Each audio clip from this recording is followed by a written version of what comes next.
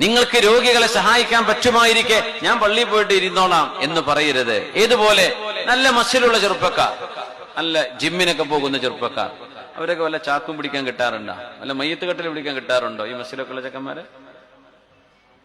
എനിക്ക് തോന്നുന്നു ഉണ്ടായിരിക്കുണ്ടോ, ഞാൻ അറിഞ്ഞിട്ടില്ല.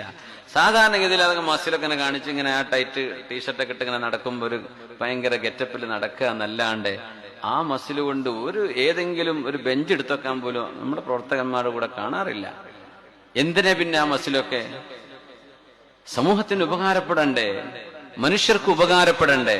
അതൊരു ഷോ ഓഫിന് മാത്രമായിട്ട് കാണുന്നൊരു കാലമാണ്. കട്ടക്കനെ നിൽക്കുക എന്ന് പറഞ്ഞ ഒരു ഭയങ്കര രസം. കുറെ പ്രോട്ടീൻസും അതും കഴിച്ചിട്ട് എത്ര ചെലവുണ്ട് അതൊക്കെ മെയിൻറ്റെയിൻ ചെയ്യാം. ഒരു ശരിയായൊരു പനി വലിച്ചാൽ പോവുകയും ചെയ്യും. അപ്പൊ എത്ര ടെൻഷൻ അടിച്ചിട്ടായി കൊണ്ടെടുക്കണത്? ഈ ഒരു സംഭവം ദീനിന് ഉപകാരപ്പെടണ്ടേ, സമൂഹത്തിന് ഉപകാരപ്പെടണ്ടേ?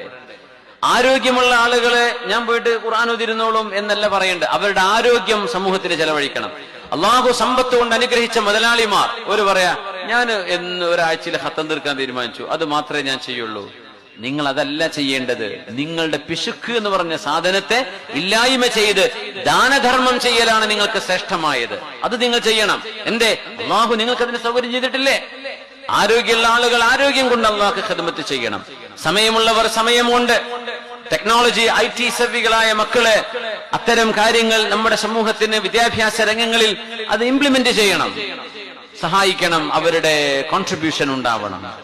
ഏത് ഏരിയയിലാണോ അള്ളാഹു നിങ്ങൾക്ക് നിഅമത്ത് ചെയ്തത് ആ നിഅമത്ത് നിർബന്ധമായും ചെലവഴിക്കാൻ ബാധ്യസ്ഥര. ഒരു പണ്ഡിതനാണെന്ന് വിചാരിക്കുക, ആലിമാന്ന് വിചാരിക്കുക, ഒരു ദർസും ഇല്ല, മദ്രസും ഇല്ല, വഅദും ഇല്ല, ഒന്നുമില്ല.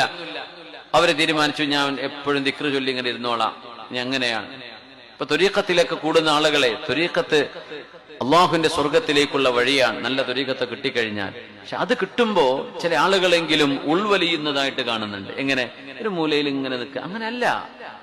പണ്ഡിതരായ ആളുകള് അവര് ഖുർആനും ദിക്റും ചൊല്ലണ്ടെന്നല്ല, അതിലേറെ പ്രതിഫലമാണ് ആ ഇൽമ ആളുകൾക്ക് പറഞ്ഞു കൊടുക്കുന്നത്. അത് പറഞ്ഞു കൊടുക്കൽ അവര് ചെയ്യേണ്ട ഏറ്റവും വലിയ ആദ്യത്തെ ജോലി അതാണ്.